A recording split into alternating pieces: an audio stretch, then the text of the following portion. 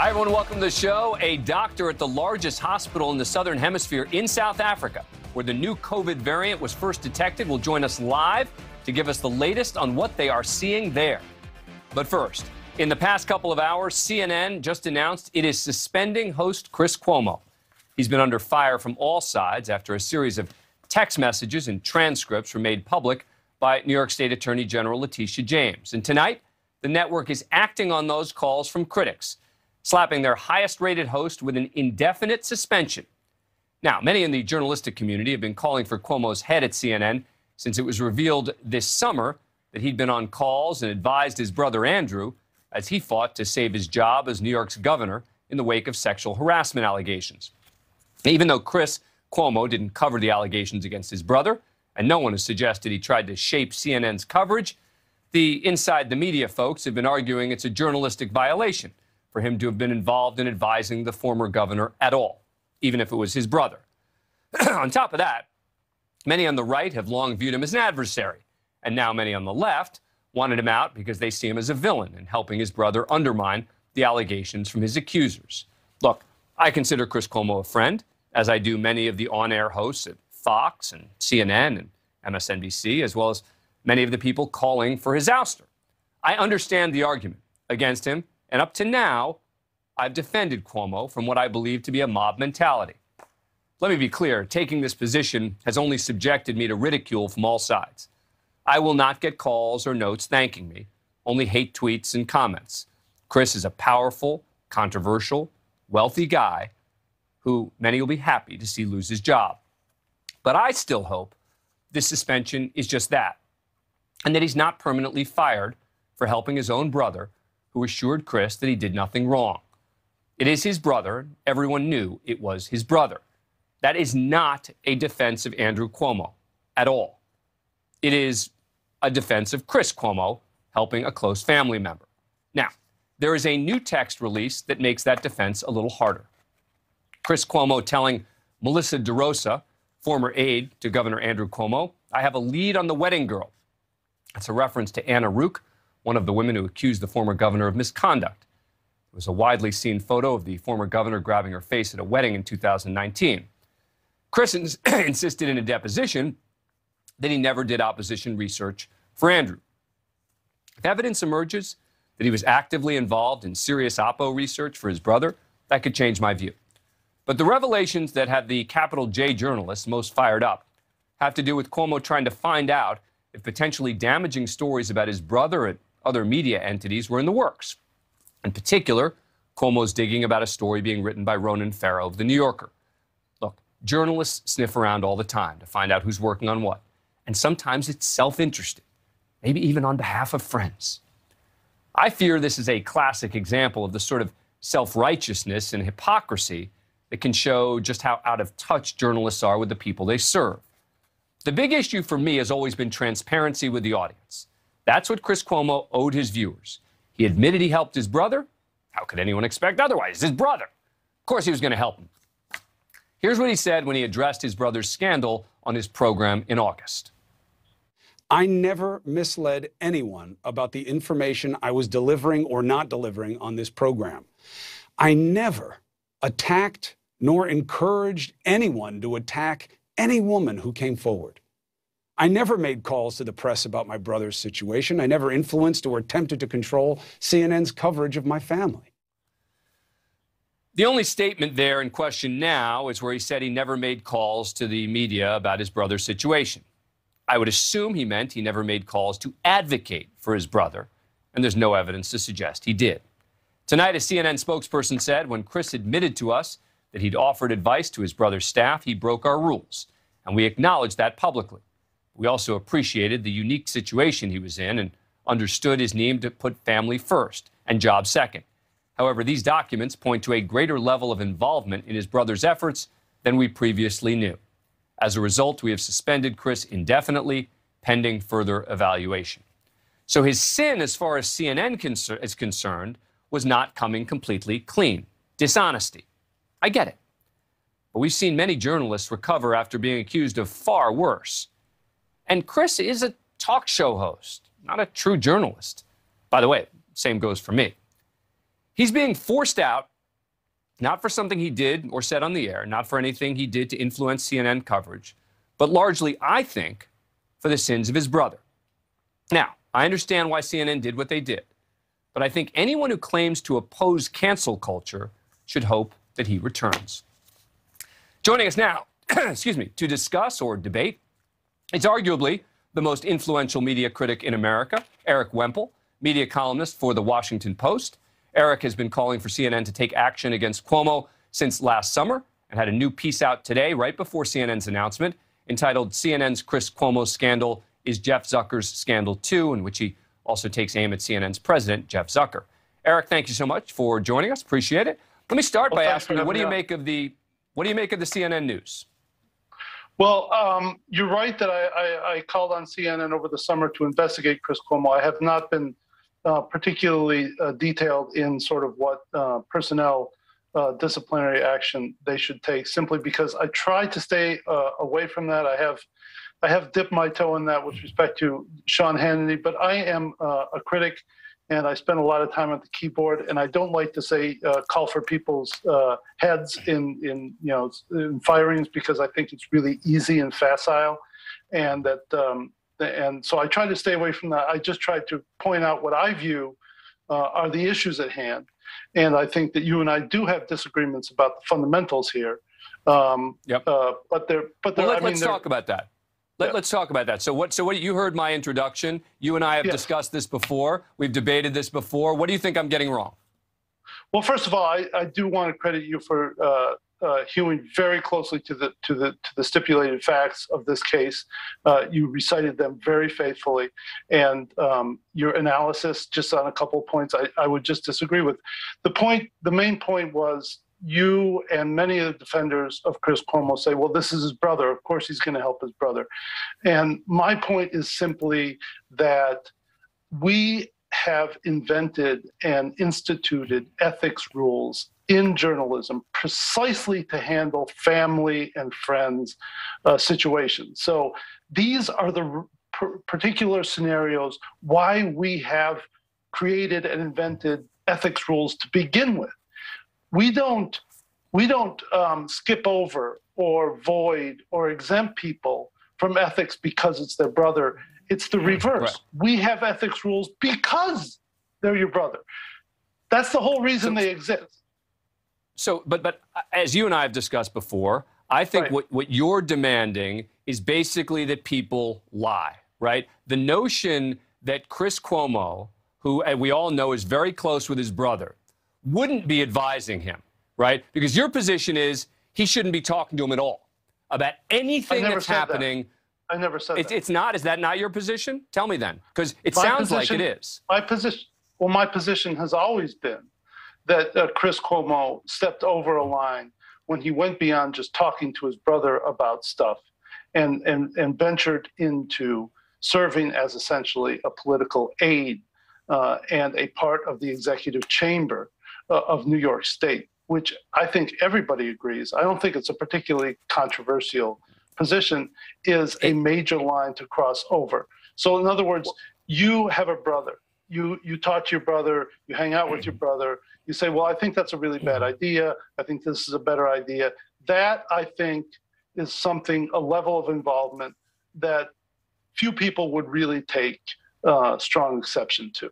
But the issue here with Chris Cuomo is simply that he joined the governor's pushback staff. He joined a concerted and coordinated effort to protect the governor from these sexual harassment allegations. Meanwhile, his own colleagues were reporting on the same matters for CNN. As you said, and you're 100% right, there is no evidence whatsoever that Chris tried to interfere in that coverage, nor is there any evidence, as you correctly cited, that he tried to influence the drift or the substance of any stories that were pending on Chris Cuomo, on Governor Cuomo.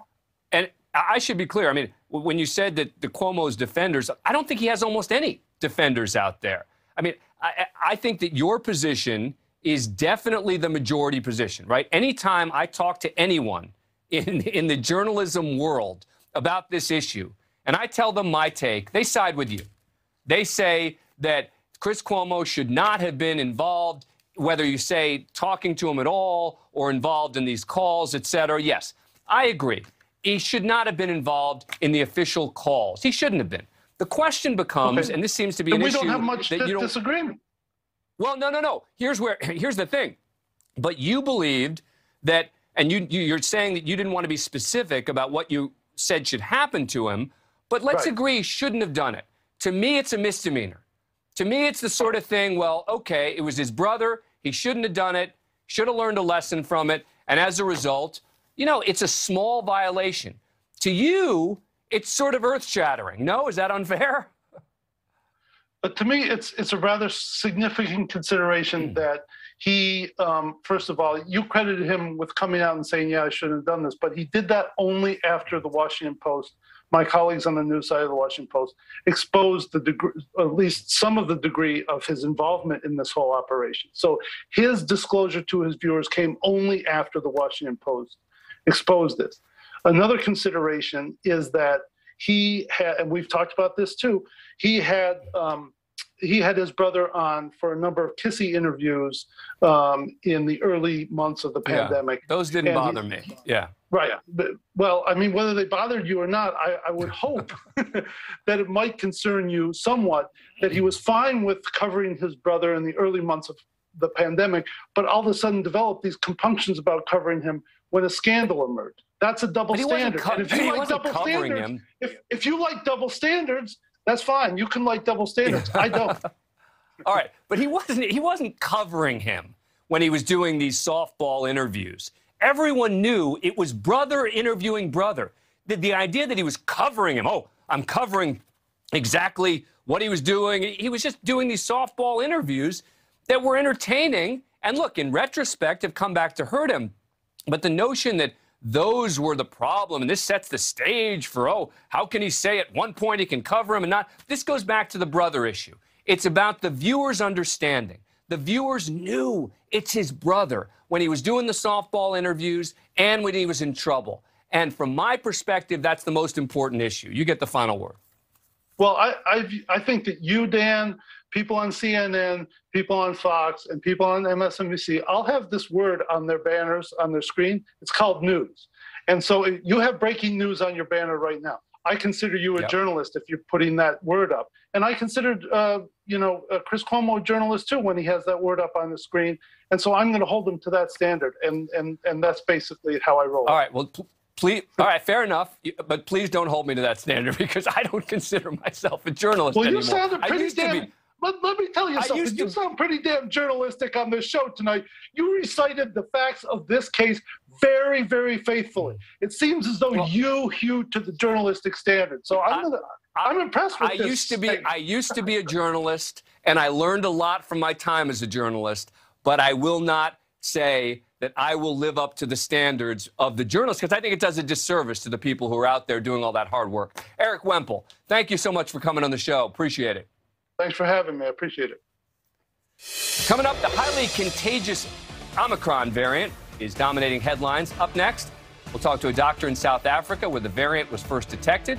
She'll take us behind the headlines on where things stand and what we in the U.S. need to look out for.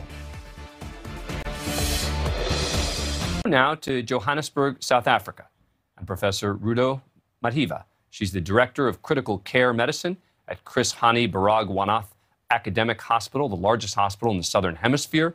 Thank you so much for staying awake for us. We really appreciate it. Let me ask you to start by telling us what you're seeing there and anything that you're seeing that might tell us something about what to expect beyond South Africa. Okay, so South Africa just entered the fourth wave of COVID. If you may recall, we had a brutal third wave with the Delta variant, where we lost quite a few people from that wave. And we kind of went into a lull of complacency because the number of COVID patients had really dropped down to not quite to zero, but to very little. And then about a week or two ago, the number of positive patients started reappearing. And the worrying thing was the demographic profile had changed a bit. We were seeing younger patients being infected, children, toddlers being infected and actually getting sick. This hadn't happened before. The kids just used to shrug off COVID and live with it and, until the infection was over. But this time we were seeing children under 5 and children in the age groups of 10 to 15 coming in with symptoms severe enough to warrant admission. And we saw 17-year-olds, 18-year-olds coming to hospital with severe disease warranting intensive care admission. I must admit, though, there were a lot of other patients that came in mildly symptomatic, young 20s to late 30s, who tested positive that we could just advise on how to take supportive therapy at home and they would go. And this kind of worried us because we hadn't seen this pattern before. And I had a discussion with my colleagues and I said, this is a strange pattern.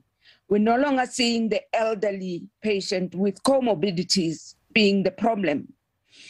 And maybe it's because we had already intervened in that group with our vaccination rollout. But the age groups that we were seeing had not been vaccinated. The early 20s and mid 30s had actually been reluctant to get vaccinated.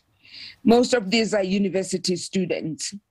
We had quite a strong anti-vaccination lobby in our country.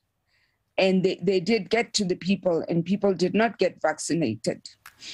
I've only got a minute left. I want to just ask you about that. So are you seeing, or based on what you're seeing, does that suggest that the vaccines are protecting against Omicron?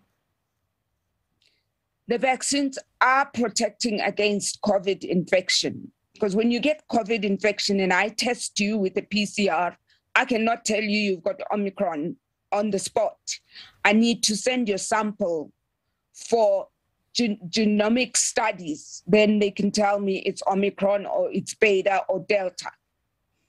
There isn't a bedside test to tell me I'm dealing with Omicron. What can make me suspect that there's a new player is the symptomatology and the age group shifting that we haven't seen before. Got it.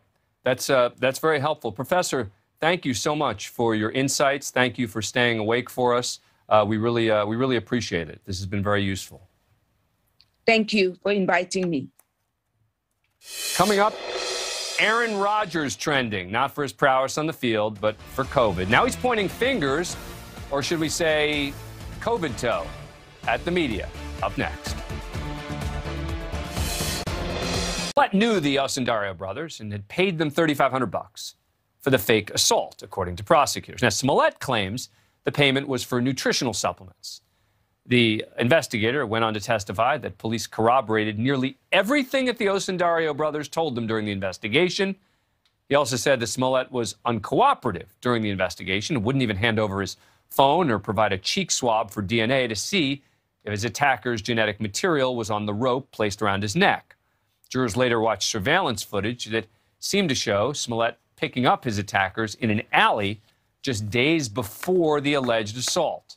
They also saw a compilation video of the Osundarios apparently picking up the supplies for the alleged attack, Instagram messages between Smallette and Abel Osundario on the night of the attack. According to the investigator, those messages were followed by texts and a phone call prior to the alleged assault.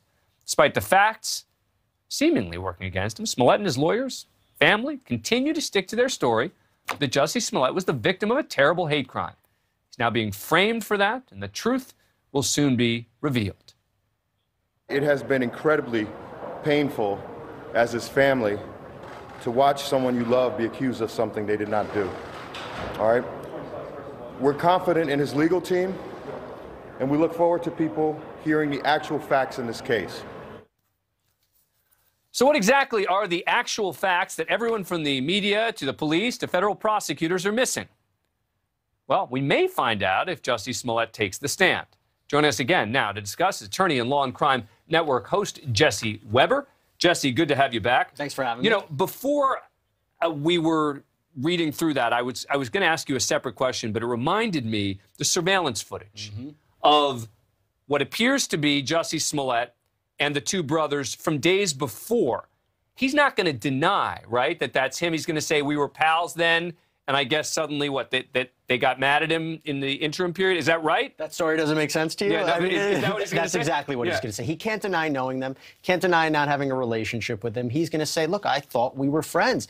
The reason I was communicating with them on the night of the attack is because I thought we were friends. I paid them $3,500 because they were helping me train for a music video. And by the way, there was a very controversial text message that was also read in court today, where it basically outlined, you know, Jussie Smollett saying to one of the brothers, I know you had nothing to do with this. I love you, man. 1,000% I'm sure. Let's show that. Yeah, let me read from that. So this is the text that he sent to one of the Osundario brothers. This is on the day of the GMA interview. Yes. All right? He says, brother, I love you. I stand with you. I know 1,000% you and your brother did nothing wrong and never would. I'm making this statement so everyone else knows. They will not get away with this. Please hit me when they let you go. I am behind you fully. So there's two ways to look at that, right? So if you're Jussie Smollett, I imagine he's going to say, yeah, I sent that text because I didn't think he was the attacker. But the more likely and maybe more reasonable explanation was he knew they were speaking to police. He knew that his story was falling apart. I got to keep them quiet. We got to be on the same page. We're going to deny that you had anything to do with this, which just doesn't work so well with what we saw with the GMA interview where he says, I 100% know those are the men. And you talked about the detective today. Detective said, and this was so important, we didn't go out thinking Jussie Smollett was a suspect. We thought he was a victim. We thought this was a legitimate attack. But when the evidence started coming forward, including the fact that we tracked to the Osundario brothers who are not white. So as much as Jussie Smollett was so certain these were white attackers, but you were so certain those guys on the tape were the attackers, something's not adding up here. Well, and if you even take his defense seriously, these guys, I guess, decided that they wanted to yell MAGA slurs at him and stuff. And I mean, what is the explanation for that, according to the defense? There's a couple of things. And what they tried to get out today through the detective is that the Osundario brothers are highly homophobic. And they pointed to text messages they had sent. And they're MAGA supporters?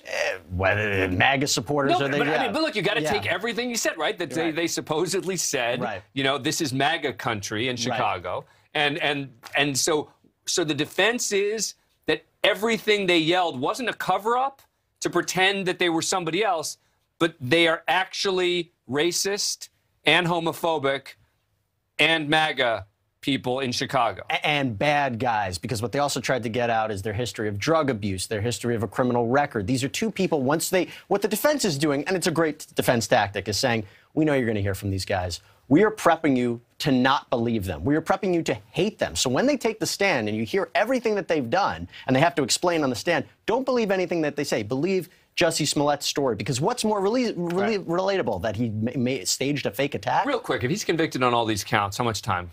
I think he's, it's 3 years in prison for that. Up to 3 years. Yeah. I don't think he's going to get that.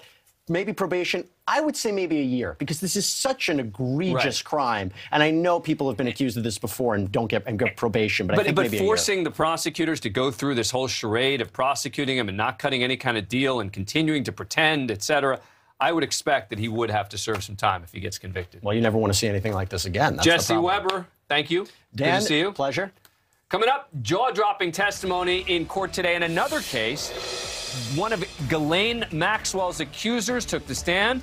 She's an adult now. She says she was sexually abused by Jeffrey Epstein when she was 14 and that Maxwell was in the room. We'll take you behind the headlines and inside that courtroom up next.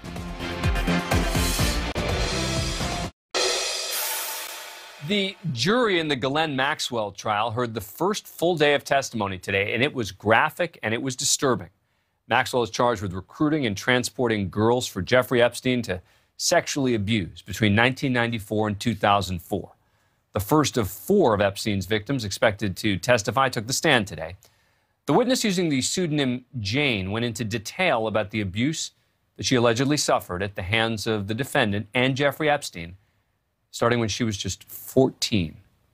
At first, she talked about the grooming process, saying, quote, "They made me feel special by spending time with me, talking to me, asking me what I was doing in school. They took me to the movies, took me shopping, took me on field trips. It changed when the abuse started happening." She then described the abuse itself. Quote, "What would Maxwell typically do? She, along with others, would just start taking their clothes off. Jeffrey would get on the massage table. It just turned into this orgy." Then the prosecutor asked, "Who was most frequently in the room when you had sexual contact with Jeffrey Epstein when you were 14 years old?" Answer, Glen Maxwell. But the defense fighting back on the cross-examination before they concluded for the day, asking why she hadn't mentioned Maxwell earlier. Quote, "In those 20 years, you never mentioned Glen Maxwell sexually abused you." "I don't know." "You don't know?" "I was very reluctant to give horrible details." "You talked to them about Epstein?" "Yes." "Did you talk about Glen Maxwell?" "I don't know." Maxwell's pled not guilty. Her lawyers arguing that she's effectively being made a scapegoat for Jeffrey Epstein. Joining us now is Adam Klasfeld, the managing editor for Law and Crime. He's been inside the courtroom covering the case.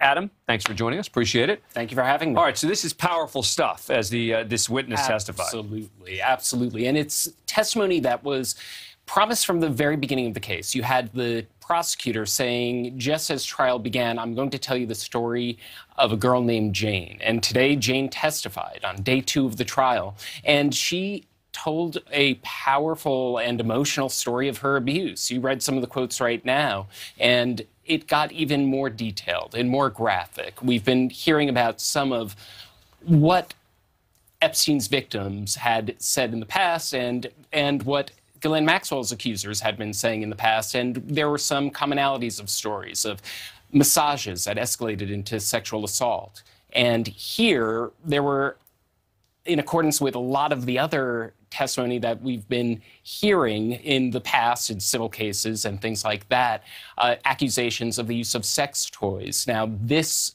witness said it went into those details, and it got graphic. Her voice cracked on numerous occasions when she was recounting her allegations of abuse. And at a number of points that it's been reported from the pool reports that Maxwell, watching this, took deep breaths, or breaths got deeper when she started testifying as to her first encounters. So it was powerful testimony, right? Because the theory here is that Maxwell is grooming her, right? She's trusting Maxwell, right? And it's twofold. It's grooming, and it's also allegations of hands-on assault. She accused her from the witness stand of fondling her, that you read one of the quotes about how things escalated into an orgy. She placed Maxwell on the scene of that. And that's what prosecutors had promised from the earliest stages of the case, that this is partly a story about grooming and partly allegations of direct abuse. Because it is critical for prosecutors to not just implicate Jeffrey Epstein, right? Because that's exactly what the defense wants. The defense wants them to just talk about Epstein, talk about Epstein. For the prosecutors, they've got to show this isn't just about Epstein. Absolutely. As a matter of fact, yesterday was the opening statements, and the opening statement from the defense attorney was, she's a stand-in for Epstein. She's a lightning rod. That was the theme that the defense attorney kept hammering. And her line, the opening line for the prosecution, as I said, was, I'll tell you a story about Jane. The opening line for the defense was, ever since Eve was said to have tempted Adam with the apple, women have been blamed for the misdeeds of men. So she's trying to shift the blame to Jeffrey Epstein, depict her client as a... And the cross-examination, the first line of questioning was effective, right? In the sense that you hadn't mentioned Glen Maxwell in the 20 years since it's happened. And that pivots to the key theme of the defense and something that's going to go ahead as trial proceeds, which is the defense is going to try to undermine memory. And there was a back and forth on that. Yeah. Now, remember, the allegations of this indictment are between 1995 and 2004. So they're going to try to undermine the accuser's memories. They're going to try to paint the accusers as financially motivated. Right. So it's both wrong and lying. It's an interesting split that they're arguing both things. All right. Adam Klasfeld, thank you very much for joining us. I'm sorry we made you sit there with that thing on your ear, that thing coming out of your ear. It wasn't your fault. It was our fault. Come on. Sorry that we made you do that. Adam, good to see you. Great to see you, too. Coming up, a man holding a knife refuses to drop it and listen to officers. What happens next is all on LAPD body cam. Coming up. Time for our police cam segment. Officers in Los Angeles were called to an intersection about a man with a knife, and officers tried to get him to drop the weapon. Hey, let me see your hand, bro. Hey, Ambulance calling. I'm gonna back up. Ambulance. Hey, get out of the way, get out of the way. I'll send you out. Shots fired. Hey, get out of the floor, get out of the floor. Don't move. Train 91, shots fired. People in Union. Officer needs help. All right, so officers shot the suspect, Samuel Soto, as he advanced towards them with the knife in his hand. After being shot, he apparently continued to ignore officers' commands. 391, let me get an RA to a male, conscious and breathing, Union South of Pico, suffering gunshot wounds. Hey, let's get behind cover over here, dude. 391, Roger. Hey, don't move! Don't move! Don't move! No, I got the knife over here. Get on the ground! Get on the ground! Watch out. No, he doesn't have the knife. He doesn't have the knife! Get on the ground! Turns out the knife was already on the ground. As he had reached into his pocket, it appeared to the officers as if he was reaching for a gun. It looked like he may have wanted them to believe that. Soto actually took out his cell phone. He moved towards more officers who were just arriving at the scene, who shot him. The knife and cell phone were found in the street. He was taken to the hospital, but died from his injuries more than 3 months after the shooting.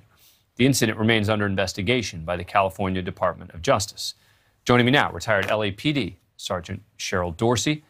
Sergeant, thanks for coming back on the program. Appreciate it. So explain to me from your perspective what we just saw.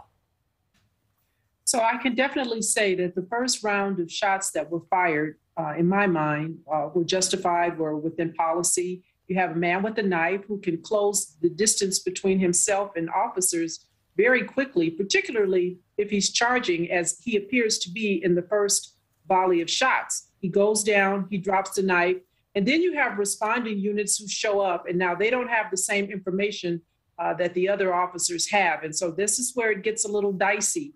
And in my mind, it's always the officers who come, when everything is kind of settling down and they want to get in there and mix it up and fire a few shots of their own. They don't know that the knife is down. They haven't obviously heard the officers who are yelling, the knife is down, he's dropped the knife. At that point, he's just being uncooperative and silly, right? How much damage could he do having already sustained a couple of gunshots himself?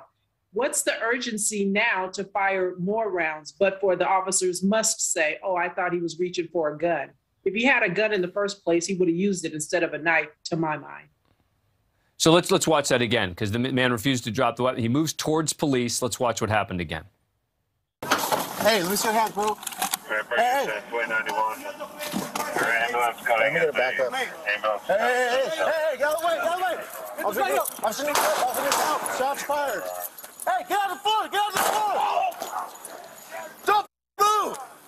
Train 91, shots fired. People in Union. Officer needs help.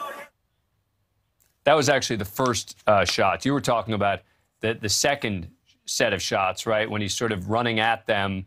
But it did look like, did it not, that he was reaching his hand to make it look like he had a weapon? He was certainly reaching for something, but the officers had an opportunity to take cover. They could have gotten behind their cars. They didn't need to come and get out in the middle of the streets to engage this person. They were just pulling up. How about you stay behind your car door, which is open, and further assess what's going on? I say that, but it also makes me think that this might have been a suicide by cop, because we saw in the graphics that this guy was attempting suicide. I don't know what the call was when it first came out, but it could have been a cop by suicide, and maybe he felt like the first group didn't give me what I wanted, so let me now charge at these other officers who are just getting here and have less information. And sometimes, you know, be careful what you ask for. Yeah, and look, and this investigation is ongoing. And so, you know, this is going to be thoroughly investigated, and they're going to examine shot by shot what happened there. Sergeant Dorsey, thank you so much for joining us. Appreciate it. That does it for us tonight. News Nation Prime starts right now. Thank you for watching. Click the red subscribe button below so you can get more of News Nation's fact-driven, unbiased coverage.